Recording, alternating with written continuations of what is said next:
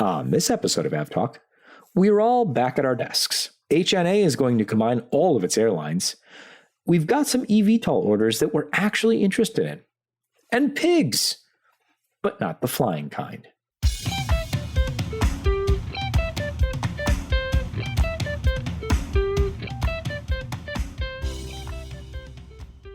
Hello and welcome to episode 131 of AvTalk. I am Ian Petchnick, here once again, as always, with Jason Rabinowitz, and I'm back, Ian. How was your European adventure without me? My European adventure. This is funny. My first European adventure without you in quite some time. Yeah. I mean, none of us have been to Europe in, 18, 19, 20 months, but you did. Didn't you do the 350 with SAS? I was not there for that. Oh, yeah. I mean, that's such a, that one is such a blur because it happened, that was my last trip before everything shut down. And so that's kind of a blur in the rearview mirror as it is. But this was my first time actually spending, more than, because on that trip I flew in, went to the hotel, slept, and then flew back. So that was actually a 2-day trip.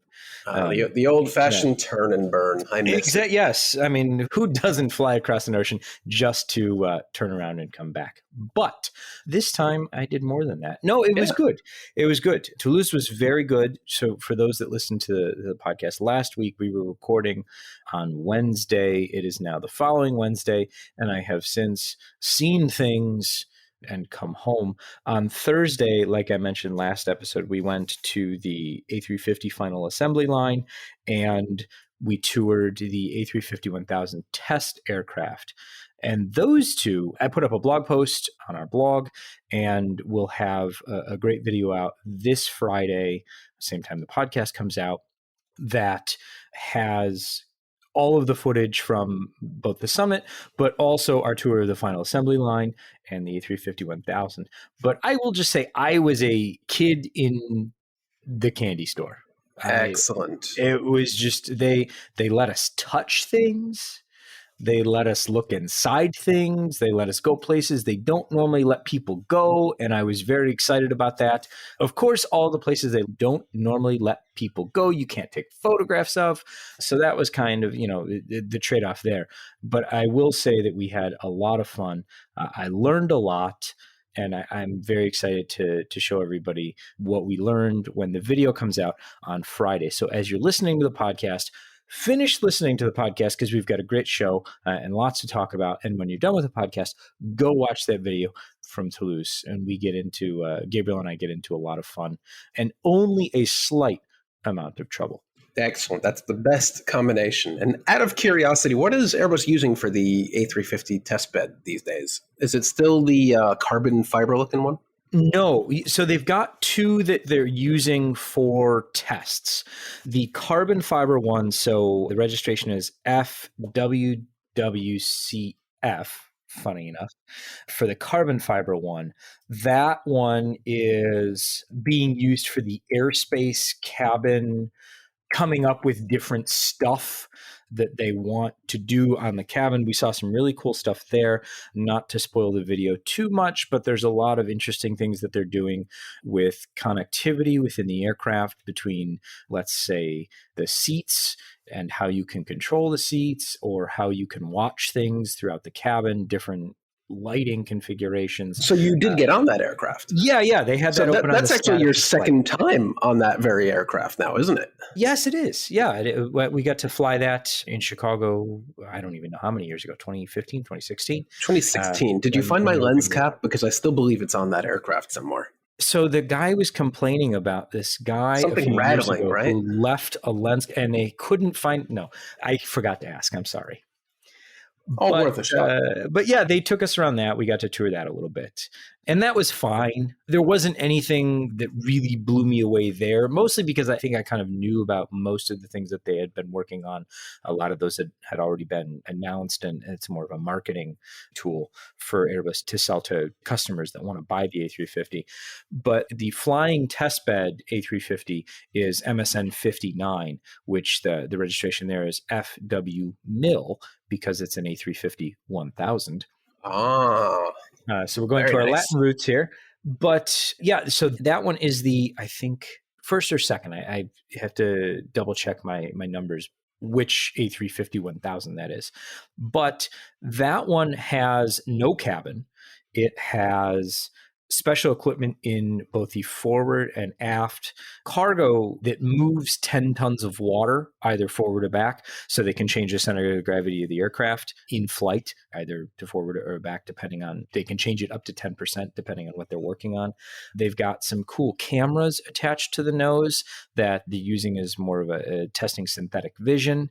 They had the velocity minimum unstick, the VMU rig, attached to the aircraft when we were there. So we got to go play around with that, the bright orange thing. That's in the blog post that you kind of get to see. And I did a tweet comparing the outside and the inside part of the rig, because there's a lot more to that little skid plate that they have on the outside of the aircraft than meets the eye. There's an entire structure in what would normally be the bulk cargo area of the A350-1000. There's a whole super structure thing that they built in to make sure that the skid rig doesn't go anywhere. So that was cool. We got to see that. And then we got to watch the lead flight test engineer basically break the plane on purpose. They can do that from the flight test engineer's consoles at the midpoint of the aircraft. They can throw the pilots off balance a little bit to see, what's working and what's not. And the coolest thing there is that the pilots see a kind of a synoptic version of the system. So the hydraulic system, a very, focused version that the pilots get the information that they need and not a lot of what's going on behind. The flight test engineers see the whole diagram. So it's very different compared to what the pilots are seeing, because the flight test engineer's station is much more detailed, but they can pull them up side by side. And that was really cool to see. Well, you had a much more exciting week than I did. It sounds like you need a nap, but it sounds like a good time. It was a great time. I'm glad to be home. I lucked out, though, because I was away for the week and my sump pump broke. So I came home and replaced that yesterday. So that was fun. It's like joys the of owning a home. Yeah, it's like the reward for leaving for the week, is you get to find out what broke. So when we last saw each other, these many days ago, I can't believe it was just, a little over, not even 2 weeks ago. You were in Los Angeles. I was leaving Los Angeles. And then you left Los Angeles. How was your ride home and all that good fun stuff? Good. I flew United to Newark, of all places, because I thought I was going to be flying on a 787-10. Unfortunately, that got downgraded to a 787-9, which is, in economy largely identical. So it was fine. It was good. I had a cheeseburger. It was hot. Everything was fine. We landed early. Our gate wasn't available. We had to wait. So, the standard Newark affair. Yeah. The usual. Not too bad. Not too bad. Disappointed I didn't get to fly on my first 787-10, but I'll have another opportunity one of these days. I also had the cheeseburger, and I thought it was quite good. No lettuce, no tomato, no ketchup, no mayo, nothing with that burger. Just cheese, bun, and burger. You didn't get the pickle? There's pickles on it. And pickles. I'm sorry. I think the pickles made it. For me, the pickles made it. I don't like that COVID managed to kill lettuce and tomato on the United in-flight cheeseburger, but it is what it is. To be perfectly honest, those are two toppings on a burger I'm not going to miss. I miss it because it's entertainment to put it all together on a tiny little tray. You made this point before, and I feel like that, to me, isn't reason enough. It is for me, or at least if you're flying a United domestic 777, not that you can right now, that doesn't have entertainment. You have nothing else to do but to arrange your cheeseburger so it doesn't all fall down into the aisle. The small pleasures of flying. Mm-hmm. So before we move on from the kind of past weeks, you followed along with the Airbus Summit loosely from New York. Was there anything that you took away that I may have missed? I mean, sometimes when you're kind of watching from afar and you're seeing people on Twitter, saying different things that maybe I didn't necessarily hear in the room or something like that. Was there anything that struck you that you thought you're like, yeah, that, or no, not that? I mean, quite honestly, I wasn't paying that close attention since here in the East Coast, it was quite literally the middle of the night when this was ongoing. But a few points that I think several people raised, that Airbus itself also raised, that without a consensus from the governments of the world on what the future of sustainable aviation should be, it's not going to happen. I think this is a point Airbus made. You were there, so you can correct me if I'm wrong.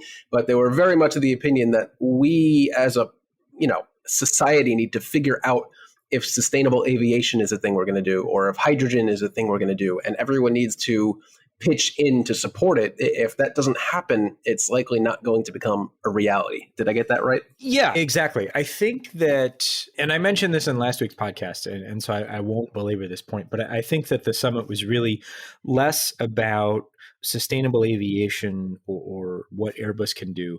It's that this is our vision. If anyone's got a better idea, we're all ears. But know that we can't do this by ourselves. And I think it was really a pitch in Airbus's case to the French and German governments, or maybe European governments as a whole, and certainly looking for partners outside of Europe, looking especially to the US and to China, to say, this is going to require a massive amount of investment on everyone's part. Let's pick something that's going to work, or let's keep developing and see, what's the most promising thing, and then quickly go with that. And I think the quickly part is the most important part of that. So, I mean, we'll see what comes out of the summit. I think that in a month's time, in 3 months' time, if we don't start seeing agreements and consensus, then I get even more worried than I already am. Yeah, I would definitely like to see more advancement than airlines saying, hey, our new fleet is X% more efficient. Well, yeah, when you're replacing, a 25, 30-year-old A318 with an A220, I hope it's going to be 20% more efficient than what it's replacing, because if I'm replacing a car with a car that's a 20-year-old vehicle, it better be X% more efficient. So a lot of what airlines are doing now is just, it's better because, of course, it's better. Engine technology has improved over 20 years. You didn't buy the aircraft because it's more efficient.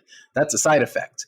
So really hoping that something comes out of this, that governments and all included entities can come together and figure out what the hell we're going to do to make aviation more sustainable in the very near future. Yeah, exactly. Okay, let's move on. Full speed ahead, back into this week's news. We start with, let's see how many of the Hainan Airline Group airlines we can combine in the next 5 seconds. 10. All right, let's do it. That was easy. Done. Do it. So the Hainan Airlines is, I don't even know if it's necessarily a parent airline. It's just kind of the namesake of the Hainan Group.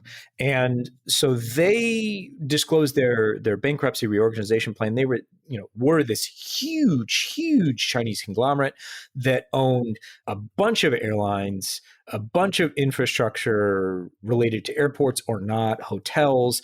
They owned Swissport at one time. They owned banks. They owned actual airports and countries on, I think, 6 continents. So a lot. Then it turned out they didn't have any money. Oh. So they've been going on this, reorganization plan for years now. And so now the plan that they came out with this week, they'll see Hainan combined with its 10 affiliates within the group, which works out because most of them are already painted in the same livery anyway. So it makes or it a easy. variation of it. Yeah. The red and the yellow is just moved around slightly. It's almost kind of like, instead of having Delta have regional flights operated by SkyWest and Endeavor and all the others, that they just kind of had other airlines, full-fledged airlines, as affiliates. It's very kind of strange. Right. Yeah, the whole thing never really made sense to me. But here we are. So they're going to combine their 10 affiliates into one airline. So I was reading about this in Nikkei, and the 11 entities in total, so Hainan Airlines plus the 10 not subsidiaries, but affiliates, owed 397 billion yuan to nearly 5,000 creditors. Their assets add up to only 94.6 billion yuan. So that's about 300 billion short. Yeah. And so if they tried to just liquidate all of these airlines, the projected value is only 41 billion. So I guess they keep going until they make some money. As long as they can pay the fuel bill, which has actually been a problem with them in the past.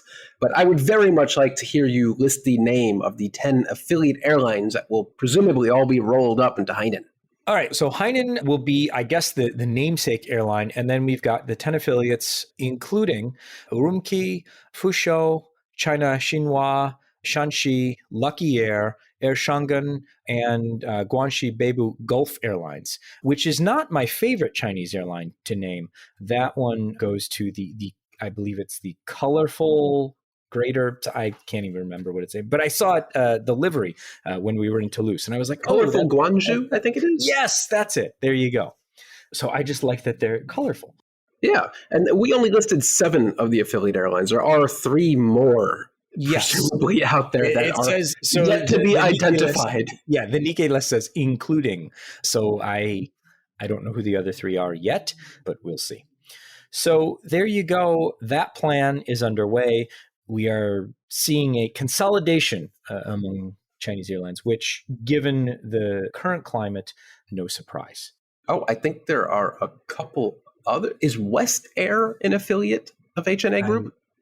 One would assume. Tianjin, I think, as well. Yes. GX Airlines, I think these airlines are, or at least once were, and these are some pretty major airlines in China. Yeah. So, I mean, it's, large airlines with no money. And so now there's consolidation. Let's stay in China and convert more 767s from passenger aircraft to freighter aircraft. Boeing and Gameco, which is based in Guangzhou, has decided to open up 2 lines for 767 conversions, which I think brings the total number of 767 conversion lines to 2,412 billion. It seems like these are in high demand. 300. Every 767-300 that ever flew is going to be converted to cargo aircraft at some point, which is interesting because the 767-300 is going to run up against the ICAO standards in a few years' time. So that'll be interesting to see how many they can get converted by then. More cargo coming and more orders for more cargo aircraft surely to follow. More cargo, more good. Mm-hmm. So this one I didn't see happening so soon, but when you read the backstory, it all starts to make sense. Qatar Airways is bringing back 5 of its A380s. At least 5. At least 5 to start, really. And we'll see how many more they go because they have to carry passengers to see their families for Christmas. That's true. That's true. At least that's what Qatar Airways CEO Abu Al-Bakr told Executive Traveler, the Australian magazine. So it turns out that because of the lack of capacity due to the ongoing dispute between Airbus and Qatar Airways about the A350 underpaint skin issues, which has only impacted Qatar, as far as we know. It's very important to... Qatar has said it's impacted other A350s, but no one's been able to say which other A350s. So we continue down this road of shrugging our shoulders and waiting for somebody else to say something. But because of that, there are A350s that are grounded. 13 of those remain grounded by Qatar. So they're going to bring back 5 of their A380s, which Qatar said they never want to fly again. But now their hand has been forced, and now they are going to bring those back and fly them beginning sometime in November. Yeah, just a few short months, or maybe it was even weeks ago, Akbar Al-Baker was very adamant that the A380 was a horrible decision. It was the worst mistake the airline ever made. They're an inefficient aircraft, probably not wrong, that could never be profitable. But here we are, just a couple weeks and or months later, where suddenly the A380 is not looking so bad for Qatar, is it? No, some money is better than no money. I mean, as far as the airline's concerned. And did I see something? Did I see something about them also wanting to borrow 777s and pilots from BA, or I guess like equity partner BA, to help plug this gap? I mean, I hadn't seen that, but I wouldn't be surprised. I mean, their usage of pilots and aircraft has gone both ways, so I would not be surprised if that happened. Yeah, This is also on top of resuming flights on the A330, which it had previously completely retired and I believe even painted all white out of the Qatar Airways livery. And those are back flying. Presumably, they're not in the actual Qatar Airways schedule, but they are flying. So Qatar is having to make all sorts of very interesting moves to fill this gap with the A350s, which is only impacting Qatar right now, as they were very clear to say that the Qatari authorities have grounded that aircraft. That was not their decision. It wasn't an Airbus decision. It was a local authority decision that so far no one else has followed through with. Very, very strange. There's a story there that we don't know. If you happen to know it, send us an email at podcast@fr24.com. By all means. Let's stay with the kind of A380 for just a moment and say that Emirates is going to have 50 back in service by the end of the year, which seems on a grand scale of recovery timelines not that bad as far as an airline like Emirates is concerned. That's a minor bit of the conversation that I want to have. The conversation that I want to have today is about this new Dubai Expo livery. Yeah, here I was happy to just be at some point back up to 3 daily A380s from Emirates into JFK, but if one of those 3 happens to be one of these Expo liveries, that would be icing on top of the cake. So A6EEU is now wearing what Emirates is calling its first ever total livery. So they painted the whole plane, and it's loud. Yeah, and it's the first of 3. Very loud. Yeah, so that'll be fun to follow. It's kind of a blue base with Dubai Expo in billboard titles with lots of color, lots of splash, and it's very loud. Currently on its way to Los Angeles on its first revenue flight after painting and coming to an airport likely near you if you live near an airport served by an Emirates A380. So yeah, first of 3, and that's pretty cool, huh? Yeah, it last flew September 8th, actually, JFK to Dubai, and then pretty quickly, I guess, turned around September 29th. Its first flight was to LA, where it is actually already on the ground there. And we don't know where it's going after that. But if your One home assumes airport, it's going back to Dubai. I would assume so. After that, though, Sorry, if the Emirates A380 serves your airport, definitely keep an eye out because Yeah. you cannot miss it. The Emirates A380 served my airport once. One time, and it was terrible. It was terrible. You failed miserably. Oh, that was terrible. I heard they put the jet bridge crew in charge of that flight, in charge of rehabbing the ATS system. That's very a few whole people nother get that podcast. joke. Yeah, very few people understand that joke. But if you've flown through Chicago, you get it. Anytime in the past, 9 years or something? It sure seems like it. The rehab. Flights that I might actually have a chance of seeing. The Southwest new special livery, the Disney, so it's Southwest's 50th anniversary. It's Disney World's 50th anniversary. They got together. There is now a Southwest 737 in Disney at 50 special livery. So that, I like it. It's much, I want to call it much more understated than the Dubai Expo livery, but I thought they did a nice job. And that one is not painted. It is stickers. Detailed. Yeah, Stickers, far fewer pastel colors on this aircraft. Yeah, so but a very nice. It's got the castle and some. There's actually, if you look at the photos up close, there's some real nice detailing there.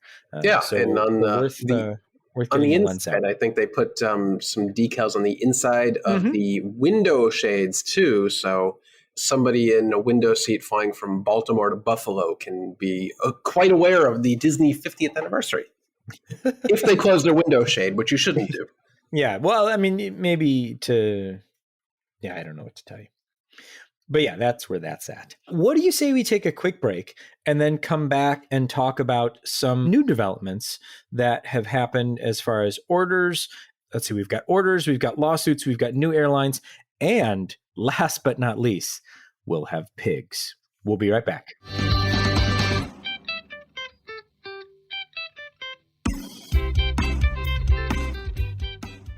Welcome back. Jason, you were pretty excited about this one.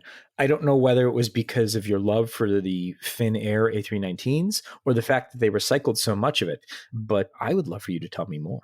Sure. Well, Finnair decided recently that it doesn't need a few of its narrow-body aircraft anymore and decided to part some of them in-house, which is quite rare, I think, for an airline the size of Finnair to do.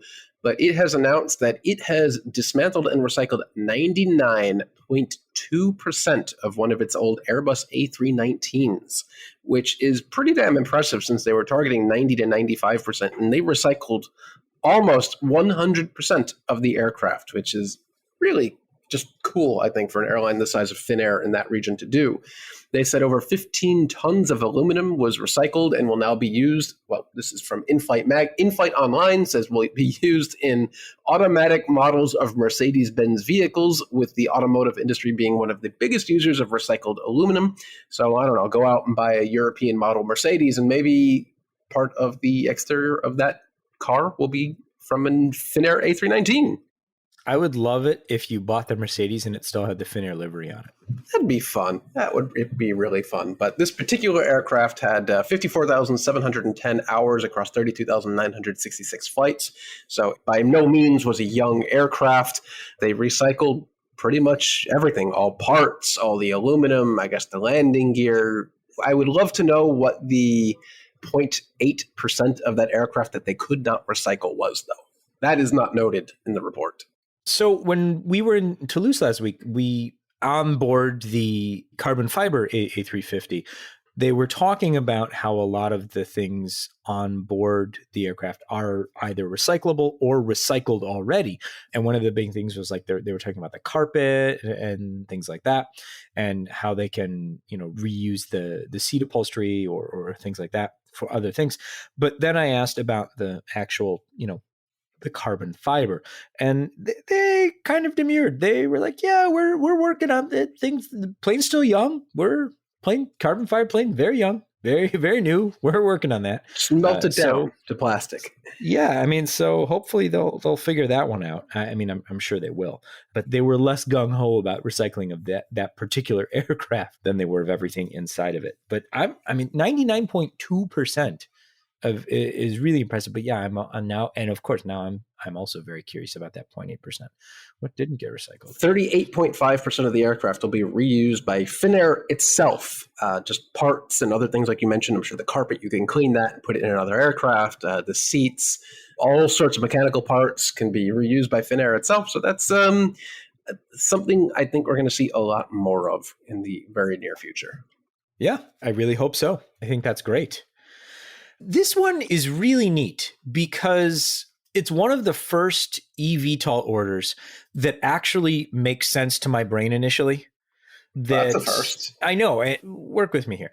So Bristow, the offshore passenger and freight helicopter operator, these are the folks that do a lot of transfers between offshore oil rigs or random islands that the only way to get stuff is via helicopter or things like that. So they've got experience with, vertical lift aircraft operating to inhospitable locations and dealing with those types of things. And so they've kind of been on a 2.5 month long eVTOL ordering spree. I mean, these aren't orders, these are memorandums of understanding.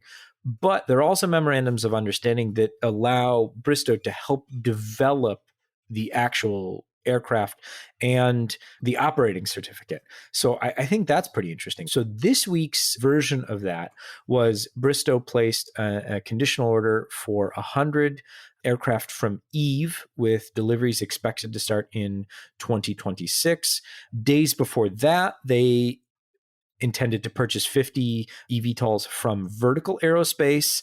And last month, they said that they were going to be the principal launch customer for Electra Aero's hybrid electric short takeoff and landing aircraft. So lots of interest from Bristow in all of these electric, either short takeoff and landing or vertical takeoff and landing. So I think, if anyone can do it, I feel like it's them. I have never heard of any of these companies before until this very moment. Except for Bristow, I know who the operator of the helicopters are, but all of these eVTOL manufacturers or supposed manufacturers in the future, I've never heard of any of them. It's very weird to have to hear these names and then to go later and look at who these companies are. Not that it matters because none of them actually make anything right now, I presume. I guess this is what it must have been like back in, the 1940s or 50s when airlines were ordering random airplanes from random manufacturers that may or may not have ever been delivered. It's a whole new world. I guess the Eve aircraft is a little bit more, I don't really call it a sure thing, but it's a little bit more established because of Embraer's backing. This is the one that Embraer is behind. But the others, I mean, certainly, sure. I guess that's an interesting parallel, and we certainly are living in kind of a new age of, I wonder if they'll make it.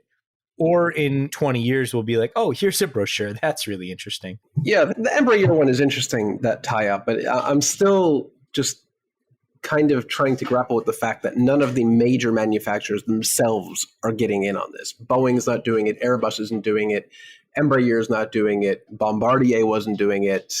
Well, in Airbus's case, though, Boeing is kind of doing it as far as an investment process, and Airbus is doing it. But they're not going to call it a Boeing or an Airbus. Well, but they're calling it the City Airbus. The City Airbus they had City Airbus, now they've got City Airbus Next Gen that they unveiled at the Airbus Summit.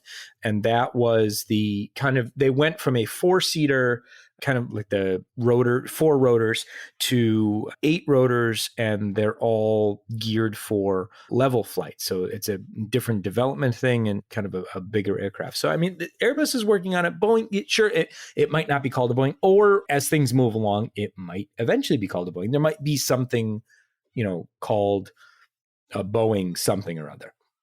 Boeing something or other. I like it. Yeah. It's 7 something or other. It all sounds good. But I think with Bristow, it's interesting because they get so much of their revenue from the oil and gas market. They fly so many of those, offshore oil rigs, those that they're responsible for.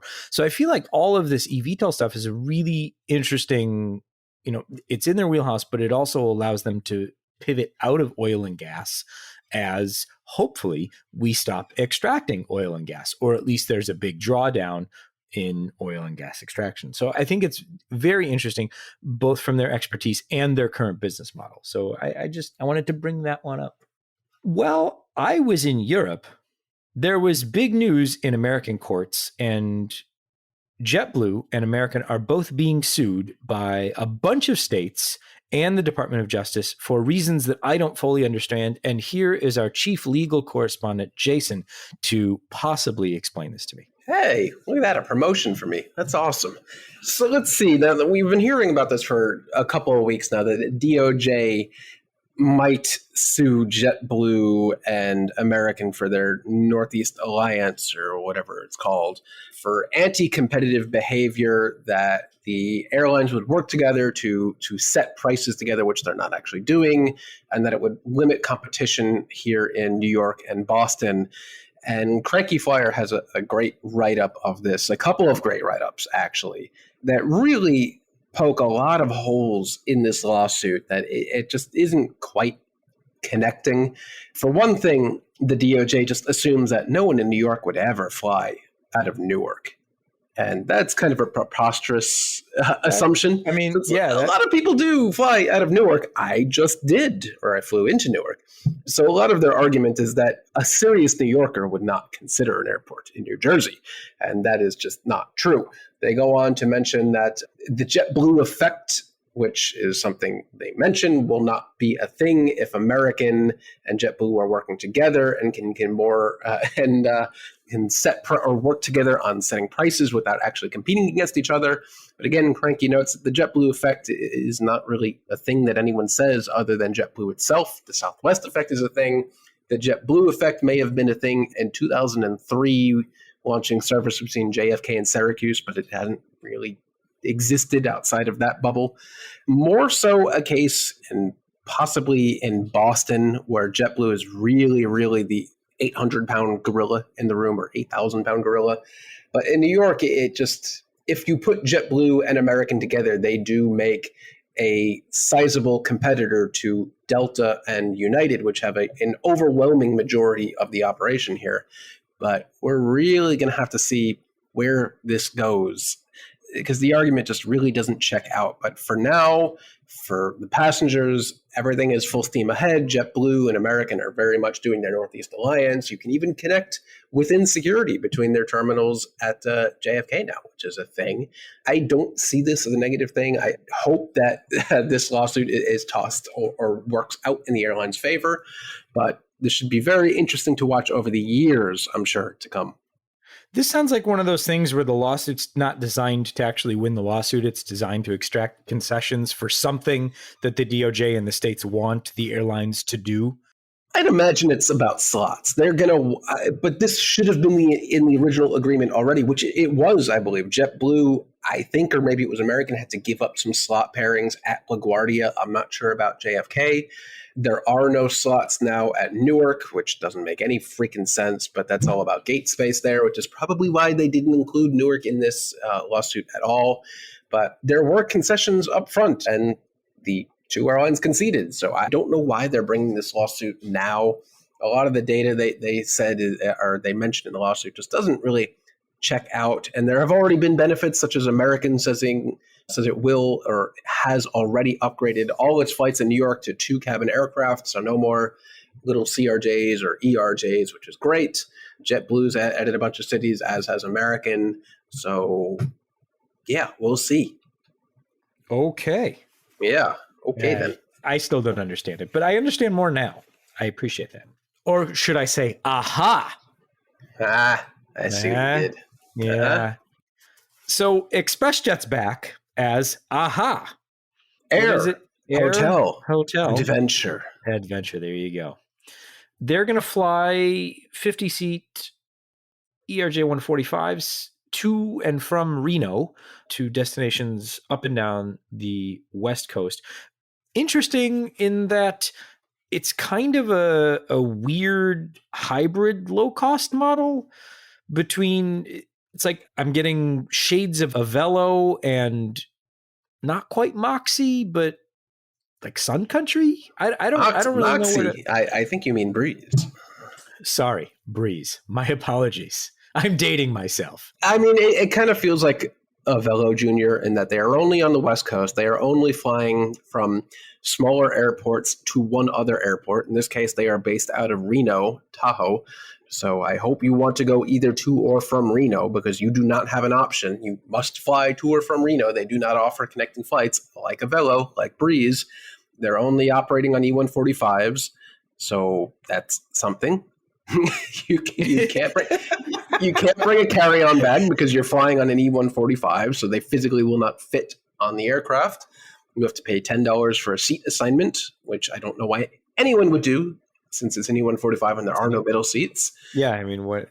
I mean, good for ExpressJet for figuring out what to do with its aircraft after United punted it out of the building. But I don't know. Does the West Coast really need more of this right now? We'll see. Well, if you want to fly from, let's say, Fresno to Reno, this seems like a good choice for you if you want to fly Tuesday or Thursday starting November. I mean, who doesn't want to go to Reno on a Tuesday? Yeah, I just don't really understand. I mean, I get Avelo more because they're leaving out of, a fringe airport in a major metropolitan area. It's LA-ish. Reno is just, it's not that.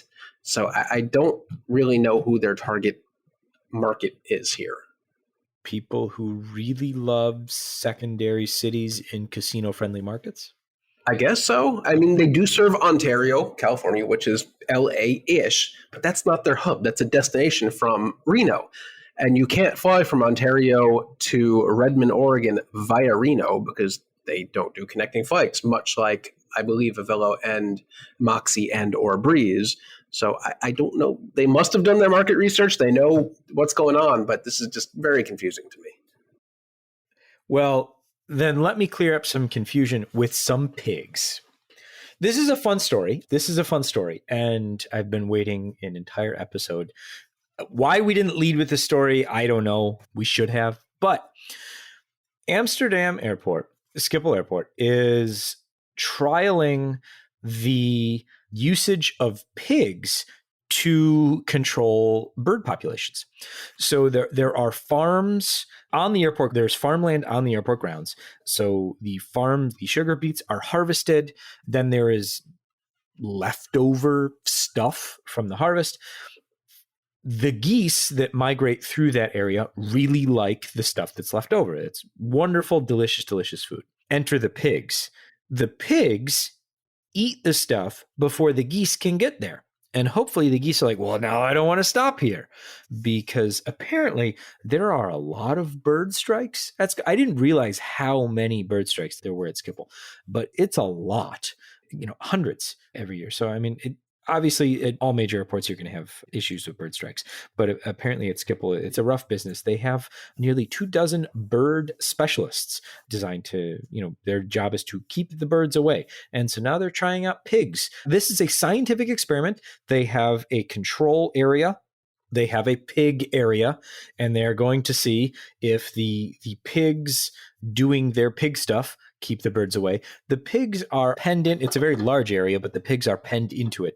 There's no risk of pigs entering the runway, which would be a new one, I think, although probably not. I mean, there's been goats, there's been sheep, there's been all sorts of things on runways. There's always a NOTAM floating out there somewhere about cows. So, but interesting, the airports are trying new and non-lethal ways to try and keep the birds away from the airport so that the birds are safe, the people in the airplanes are safe, and pigs are fed. I will note, however, that the article that I read from the Dutch newspaper noted, and I don't know if this was like a translation issue, the way it was worded, but very matter-of-factly, the last line of the article was, oh, by the way, the pigs are going to be eaten for food. Yeah, I can't not think of the Simpsons episode where they resolve a problem with an animal by introducing a predator animal that will eat that animal. And to get rid of that animal, they keep introducing other animals. So there was like a Chinese needle snake will eat the lizards, but then the snake-eating gorillas will eat the snakes. But then they say, won't we be left with the gorillas? And they say, oh, no, they'll simply freeze to death when winter rolls around. I kind of feel like we're in that situation here, but I hope not. But I don't think it's quite the same. But it is interesting to see whether or not it works out. How do we solve our goose problem? Pigs. I mean, how do we solve our inevitable pig problem? Well, winter's coming. Sometimes you got to think outside the pen, Jason. On that note, some housekeeping before we go. Last episode, I promised a conversation with Malcolm, who is Airbus's chief test pilot. That conversation is still in the works. It turns out that because you're Airbus's chief test pilot, you actually have to fly the plane. So he was unavailable this week. But we're going to have him in a few episodes' time, assuming we can get all the schedules to work out and all of that good fun stuff. But I'm really excited to talk to him. I know Jason's really excited to talk to him. And so I think that's going to be a wonderful episode. So stay tuned, and thank you for your patience on that one. I'm going to ask him about my lens cap.